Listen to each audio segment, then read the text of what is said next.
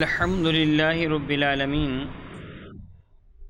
الصلاۃ والسلام علی سید الانبیاء والمرسلین وعلی آلہ واصحابہ اجمعین، اما بعد، اعوذ باللہ من الشیطان الرجیم، بسم اللہ الرحمن الرحیم۔ بحمد اللہ تعالی، اللہ تبارک و تعالی جل مجد الکریم کے احسان و کرم سے سبق شروع ہوگا آپ کا سورۃ الجاثیہ سے، اور یہ سورہ مبارکہ کی 28 نمبر آیہ مبارکہ میں یہ لفظ موجود ہیں۔ اس سورہ مبارکہ میں 4 رکوع ہیں، 37 آیات مبارکہ، 488 کلمات اور 2191 حروف ہیں، یعنی 488 کلمات اور 2191 حروف ہیں۔ یہ ان صورتوں میں کہ جن کی ابتدا حامیم سے ہو رہی ہے، چھٹی سورہ مبارکہ ہے۔ یہ الگ ترتیب حامیم سے شروع ہونے والی یہ 7 صورتیں ہیں، جن میں یہ چھٹی سورہ مبارکہ ہیں۔ یہ سورہ مبارکہ بھی مکہ مکرمہ میں نازل ہوئی۔ ملاحظہ فرمائیے، اعوذ باللہ من الشیطان الرجیم، بسم اللہ الرحمن الرحیم،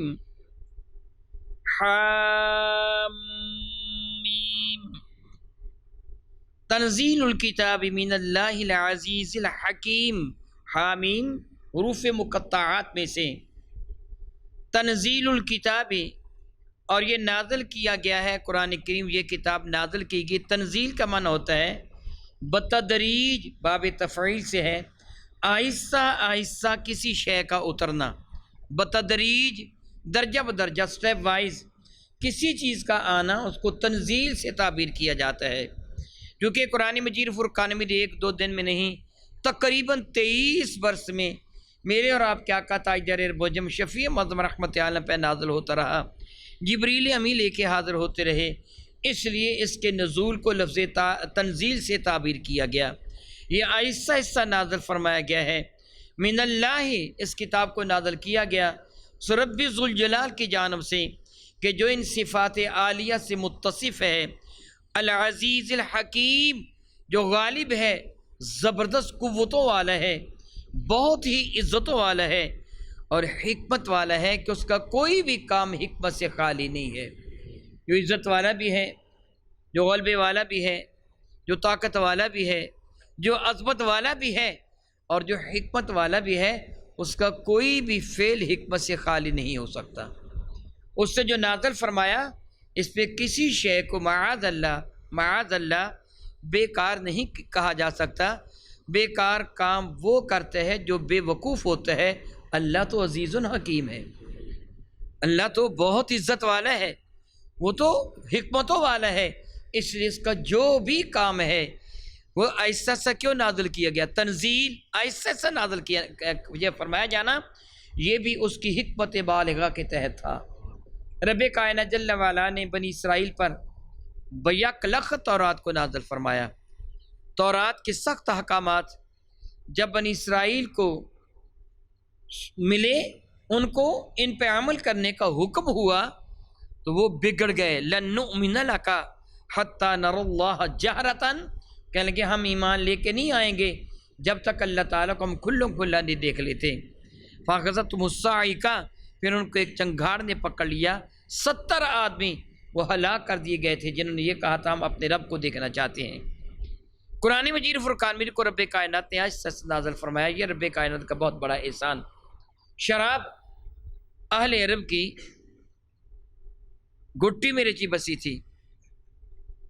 گٹی تہنیک، جسے ہم اپنی پنجابی زبان میں گڑتی دینا کہتے ہیں، جو پیدا ہونے کے بعد بچے کو جو شے سب سے اول کھلائی جاتی ہے، سنت میری کریم آقا کی، کہ کھجور کو منہ میں چبا کر بچے کے تعلق سے لگا دینا یا شہد لگا دینا تعلق کے ساتھ، گٹی دینا، تہنیک کرنا، گڑتی دینا۔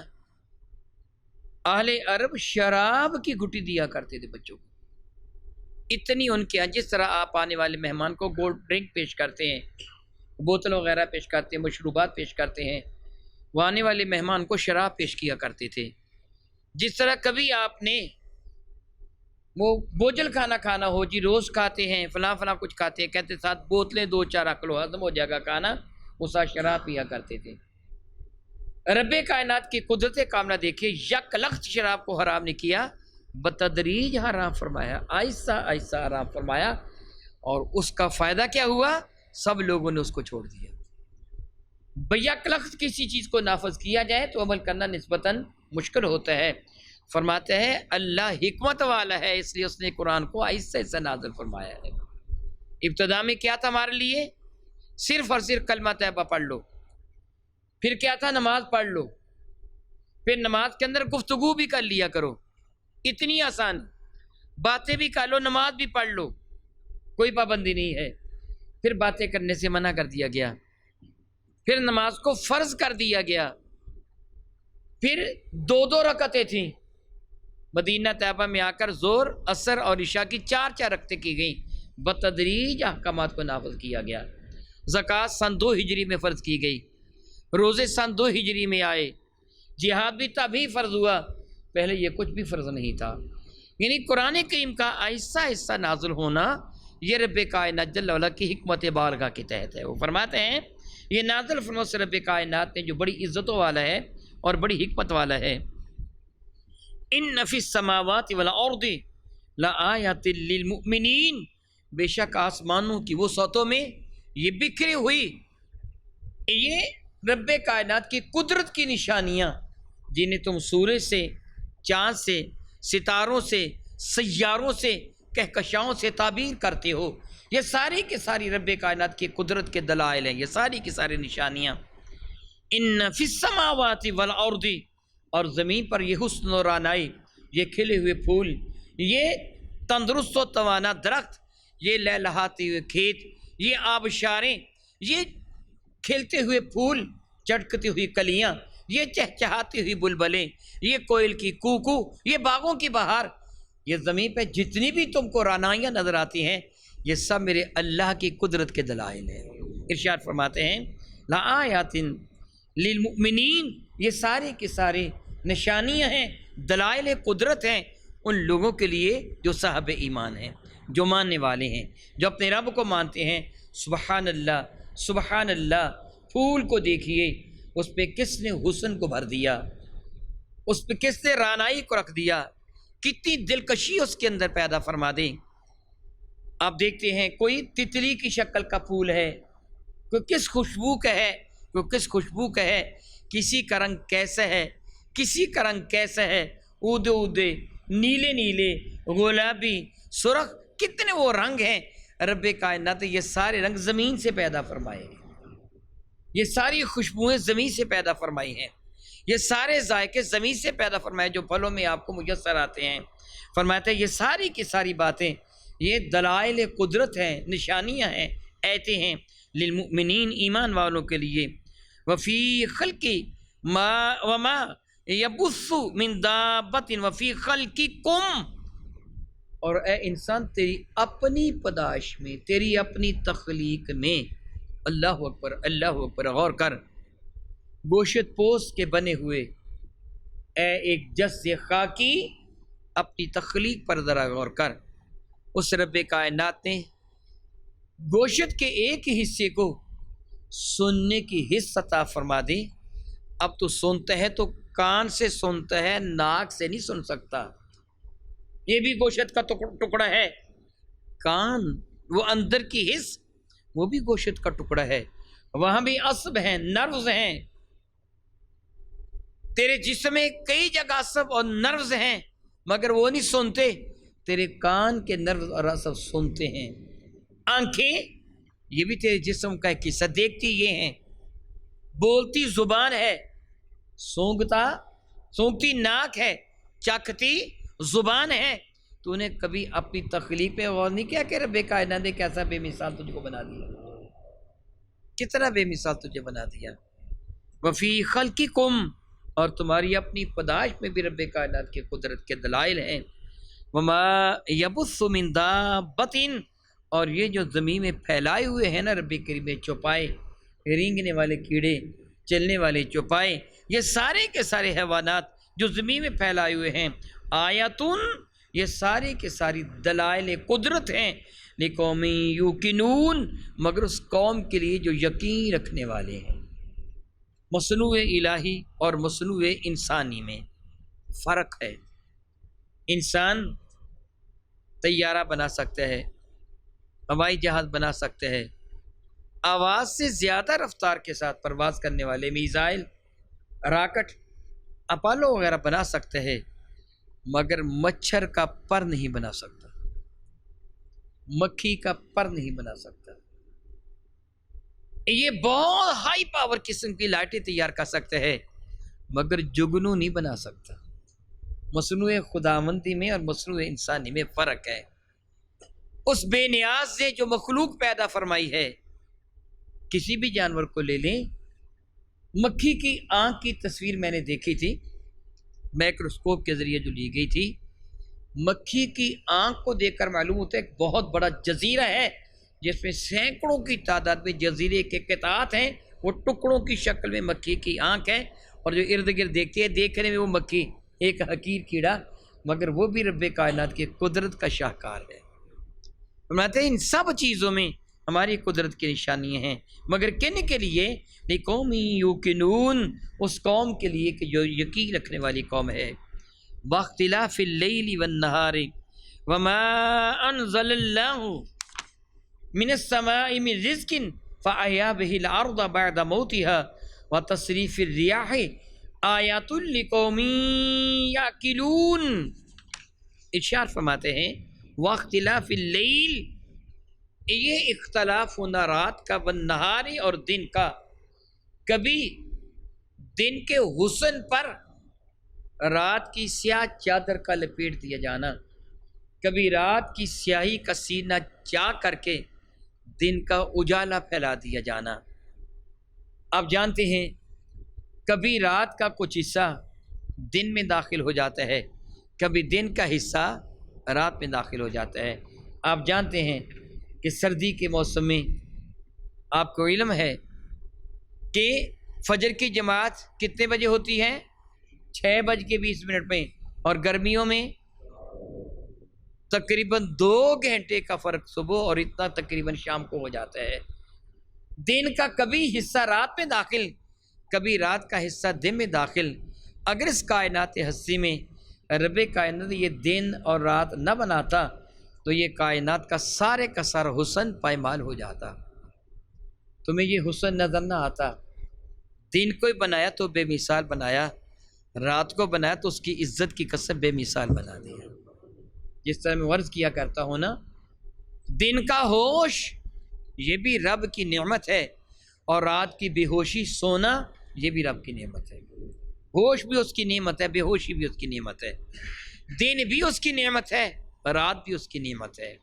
فرماتا ہے یہ جو دن اور رات کا آنا جانا ہے، یہ جو اختلاف ہے، وما انزل اللہ من السماء، جو رب کائنات آسمان کی جانب سے نازل فرمایا، من رزق، جو رزق عطا فرمایا، فاحیا به الارض، جس کے ذریعے رب کریم نے مردہ زمین کو زندگی عطا فرما دی۔ ایک جگہ رزق سے مراد سبب رزق ہے، رزق کے اسباب ہیں، جس طرح آسمان کی جانب سے بارش کا نازل کیا جانا، پھر زمین کو رب کائنات جو مردہ زمین، اصطلاحاً زمین کو مردہ کہا گیا، جو چٹیل میدان ہے، گھاس پھوس کے، جڑی بوٹیوں کے کتنے بیج ان پہ بکھرے ہوئے ہوتے ہیں، بارشیں بھی آتی ہیں، تیز دھوپ بھی آتی ہے، انسان، جانور، گاڑیاں ان کو رونتے بھی ہیں، کبھی بھیگتے ہیں، کبھی سوکھتے ہیں، چٹیل میدان ہوتا ہے۔ لیکن جب ان کے اگنے کا موسم آتا ہے، رب کائنات بارش کو نازل فرماتا ہے تو وہ چٹیل میدان سبز رنگ کی مخملی چادر سے ڈھک جاتا ہے، جڑی بوٹیاں اگ آتی ہیں۔ آپ نے گندم کا بیج سنبھال کے رکھنا ہو، مکئی جوار کا بیج سنبھال کے رکھنا ہو، تو آپ اس کو کئی قسم کے کیمیکل لگا کے رکھتے ہیں یہ خراب نہ ہو جائے، گھن نہ کھا جائے۔ جڑی بوٹیوں کے بیجوں کو کون سنبھالتا ہے؟ پھر تو اس کو کھیتوں میں ختم کرنے کی کوشش کرتا ہے، وہ کون اگا دیتا ہے؟ کبھی تو نے اپنے رب کی قدرتوں کو ان نگاہوں سے نہیں دیکھا؟ وہ کیسا بے نیاز ہے؟ مردہ زمین کو زندگی عطا فرما دیتا ہے، پھر زمین سے مختلف قسم کی نباتات اگاتی ہیں بعد موتہا، اس کے بعد کہ زمین مر چکی تھی، اس کے اوپر سبز گھاس کا تن کا بھی تجھے نظر نہ آتا تھا، وہ چٹیل میدان تھا۔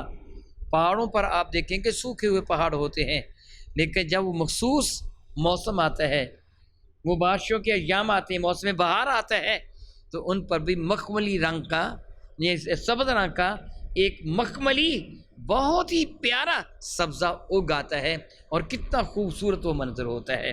ربی کریم فرماتا ہے وتصریف الریاح، اور یہ ہواؤں کا تصریف کرنا، پھرنا، گھومنا، آیاتن، یہ سارے کے سارے دلائل قدرت ہیں۔ اللہ اکبر، اللہ اکبر، اللہ اکبر۔ کبھی ہوا باد صبا بن کر وہ ٹھنڈے جھونکے تجھے لطف دیتے ہیں، کبھی یہ باد بہار بن کر تیرے پھولوں کو حسن بخشتی ہے، تیرے باغات میں مزید رعنائی آ جاتی ہے، پھل پختہ ہو جاتے ہیں، ان میں حسن بھی آ جاتا ہے، شیرینی بھی آ جاتی ہے، مٹھاس بھی آ جاتی ہے، خوشبو بھی آ جاتی ہے۔ کبھی یہی باد خزاں بن کر تیرے باغ کو اجاڑ کے رکھ دیتی ہے، خزاں بن جاتی ہے۔ کبھی یہ ہوا اتنی سہل، اتنی نرم کہ تیری زندگی کا حصہ، تیری ناک کو بند کر دیا جائے، تیری آکسیجن کو تھوڑی دیر کے لیے روک دیا جائے تو تو مر جائے گا۔ ہوا تیری زندگی کے لیے، آکسیجن تیری زندگی کے لیے ضروری ہے، لیکن یہ ہوا بگڑ جائے تو طوفان بن جاتی ہے، پھر تیری چھتوں کو اڑا لی جاتی ہے، تجھے اڑا لے جاتی ہے۔ ربی کی فرماتا ہے یہ سب میری قدرت کے دلائل ہے۔ کبھی تو نے اور کیا؟ میں چاہوں تو اس ہوا کو تیری زندگی کا حصہ بنا دوں، چاہوں تو اس ہوا کو تیرے لیے تباہی کا باعث بنا دوں۔ یہ سب کے سب آیاتن، یہ دلائل قدرت ہیں، لقومی یعقلون، اس قوم کے لیے کہ جو عقل رکھنے والی قوم ہے، جو دانا قوم ہے۔ سبحان اللہ تعالی و بحمدہ، ایمان والا عقل والا ہوتا ہے، خواہ وہ کھیتوں میں ہل چلانے والا ان پڑھ کیوں نہ ہو، اور جو کافر وہ بے وقوف ہوتا ہے، خواہ وہ کسی ملک سے پی ایچ ڈی کی ڈگری بھی لے کے کیوں نہ آئے۔ ایک ہندو ہے، پی ایچ ڈی ہے، پوجا کس کی کرتا ہے؟ گائے کی، جس گائے نے جنم لیا تھا گائے سے، جو گندگی کھاتی تھی گائے، جو بیمار ہو جاتی تھی، جس کے ذبح کر کے کھا لیا جاتے ہیں، جو مر جائے تو بدن میں کیڑے پڑ جاتے ہیں، جس کو مٹی کے نیچے دبا دیا جاتا ہے، جس کو مٹی کھا جاتی ہے، ہندو اس کو رب سمجھتا ہے۔ ایمان والا تو اس کو رب نہیں مانتا، ایمان والا تو رب کائنات کو رب مانتا ہے، تو پھر عقل والا کون ہوا؟ ہندو کے ایمان والا، وہ ہل چلانے والا ان پڑھ عقل والا ہے، وہ پی ایچ ڈی ہندو جاہل مترک ہے کہ وہ گائے کی پرستش کرتا ہے۔ یہ کو اور پھر حیران کن حقیقت، حیران کن حقیقت، شاید آپ میں سے بعض کو علم ہوگا یا نہ ہوگا، ہندو گائے کے پچھلے حصے کی پوجا کرتا ہے، اگلے کی نہیں۔ ہندو گائے کے پچھلے حصے کی پوجا کرتا ہے۔ انشاءاللہ تعالی میں تعلیم القرآن کورس کے دوران جب تقابل ادیان کے موضوع پہ گفتگو کروں گا، وہاں تفصیل بتاؤں گا۔ ہندوؤں کے نزدیک، ہندوؤں کے ایک بڑے معبود نے اپنے گھر میں گائے رکھی ہوئی تھی، چھوٹے معبود نے، بڑے یعنی جعلی معبود نے بڑے معبود کے گھر میں خیانت کی۔ تو جب وہ بڑا معبود آیا تو گائے نے اس کو بتا دیا کہ تیرے نائب نے تیرے گھر میں فلاں بے حیائی کی ہے، خیانت کی ہے۔ تو بڑے معبود نے چھوٹے معبود کو سزا دی، اوے بے حیا تجھے غیرت نہیں آتی؟ میں تیرا رب ہوں، تو نے میرے ہی گھر میں ایسے ایسے کر کے کیا۔ اس نے کہا تجھے کس سے بتایا؟ اس نے کہا مجھے گائے نے بتایا۔ تو چھوٹا معبود غصے میں آ گیا، اس سے گائے کے منہ پہ لعنت کر دی، تیرے منہ پہ لعنت ہو۔ وہ ہندو کہتے اس لیے چونکہ ہمارے اس زانی بدکار معبود نے گائے کے منہ پر لعنت کر دی تھی، اس لیے گائے گندگی کھاتی، ہم پچھلے حصے کی پوجا کرتے ہیں۔ اس لیے وہ گائے کا پیشاب بھی پیتے ہیں، اور گائے کے گوبر کو وہ نہ صرف پاک سمجھتے ہیں بلکہ پاک کرنے والا، طاہر بھی ہے مطہر بھی ہے، خود بھی پاک ہے، پاک کرنے والا سمجھتے ہیں کہ زمین پر پھیر دیا جائے وہ جگہ پاک ہو جاتی ہے۔ ان کے دیکھا دیکھی مسلمان خواتین بھی، وہ جی ختم شید دلانا ہے گوبر پھیر دو جگہ پاک ہو جائے۔ پرلے درجے کی جہالت اور بے وقوفی۔ ہمارے نزدیک اس گائے کا گوبر ناپاک ہے، پلید ہے، ہندو اس کو پاک کہتا ہے، ایمان والا پاک نہیں کہتا۔ تو ایمان سے بتائیے پھر ہندو بے وقوف ہے کہ نہیں؟ وہ پی ایچ ڈی ہو کر بھی بے وقوف، ایمان والا ان پڑھ ہو کر بھی عقل مند۔ تو رب فرماتا ہے یہ نشانیاں کس کے لیے ہیں؟ لِقَوْمٍ یَعْقِلُونَ، یہ عقل مندوں کے لیے نشانیاں ہیں، ایمان والوں کے لیے نشانیاں ہیں۔ فرماتا ہے تِلْکَ آیاتُ اللہِ نَتْلُوهَا عَلَيْکَ بِالْحَقِّ، اے محبوب مکرم علیہ الصلوۃ والسلام، یہ وہ آیتیں ہیں رب کائنات جل وعلا کی جن کو ہم آپ پر تلاوت کرتے ہیں اور حق کے ساتھ تلاوت کرتے ہیں۔ یہ انداز گفتگو بڑا حسین ہے۔ پہلے رب کائنات نے ہی نازل فرما کے تِلْکَ آیاتُ اللہِ، یہ اللہ کی آیتیں ہیں، پھر ضمیر متکلم کے ساتھ نتلوہا، ہم تلاوت کر رہے ہیں ان کو آپ پر، یہ نہیں کہا یہ ہماری آیتیں، ہم یہ آپ کے رب کی آیتیں ہیں جو ہم آپ پر تلاوت کر رہے ہیں، بالحق، حق کے ساتھ۔ فَبِأَيِّ حَدِيثٍ بَعْدَ اللہِ وَآيَاتِهِ يُؤْمِنُونَ، تو پھر اللہ تعالی جل وعلا کی بات سے بڑھ کر کس کی بات ہوگی جس پر یہ ایمان لے کے آئیں گے؟ جو رب کی بات پر ایمان لے کے آتا ہے پھر وہ کس کی بات پر ایمان لے کے آئے گا؟ اللہ اکبر، جس نے اپنی آنکھوں سے چاند کو ٹکڑے ہوتے ہوئے دیکھا، آیات الہیہ میں سے پتھروں کو کلمۃ پڑھتے ہوئے سنا، درندوں کو رب کریم کی توحید میں نبی کی رسالت کی گواہی دیتے ہوئے سنا، درختوں کو، شاخوں کو چل کے بارگاہ رسالت باب میں حاضر ہو کر اللہ کی توحید میرے نبی کی رسالت کی گواہی دیتے ہوئے اپنے کانوں سے سنا، اپنی آنکھوں سے وہ مناظر دیکھے، جو پھر بھی ایمان لے کے آئے گا تو پھر کب ایمان لے کے آئے گا؟ اور جس کو سورج کی روشنی میں چمک نہیں آتا، اس کو دیے کی سورج کی چمکدار روشنی میں جسے نظر نہیں آتا، اسے دیے کی ٹمٹماتی روشنی میں کیا نظر آئے گا؟ جو کافر میرے نبی کی موجودگی میں ایمان لے کے نہیں آیا، وہ بعد میں ایمان کے لے کے آئے گا، پھر کس پر ایمان لے کے آئے گا؟ رب کائنات کتنے پرزور طریقے سے ارشاد فرماتا ہے فَبِأَيِّ حَدِيثٍ بَعْدَ اللہِ وَآيَاتِهِ يُؤْمِنُونَ، پھر وہ کس بات پر ایمان لائیں گے اللہ تعالیٰ کے بعد، یعنی اللہ تعالیٰ کی بات کے بعد اور اس کی قدرت کی نشانیوں کے بعد اب کس کی نشانیاں دیکھ کر ایمان لائیں گے؟ یعنی ان کے مقدر میں ایمان کی دولت نہیں ہے، معاذ اللہ تعالیٰ ثم معاذ اللہ تعالیٰ، او کما قال اللہ تبارک و تعالی، واللہ تعالی اعلم باسرار کتابہ۔